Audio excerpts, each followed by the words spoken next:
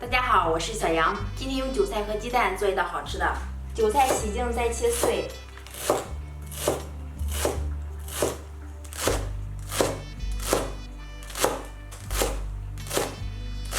收在一个大碗中，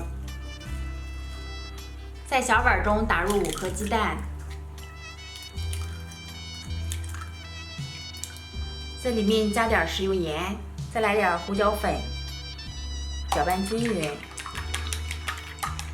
倒在韭菜里面，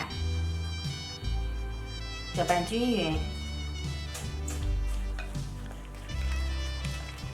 锅中倒点食用油，油热把韭菜和鸡蛋倒入锅中，用铲子铺均匀，轻轻的晃动几下，防止糊锅。底面定型以后，再给它翻过来，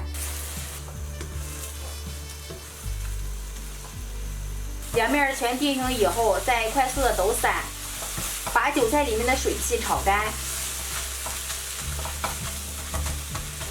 哇，这个味道真的是太香了！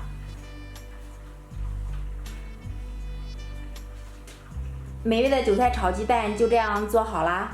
喜欢辣一点的朋友可以在里面加点小米辣，那样口感吃起来会更加美味，香味十足，营养丰富。在制作的过程中，我们一定要用大火快速的翻面，这样才能够保持韭菜的鲜嫩，也防止鸡蛋炒老影响口感。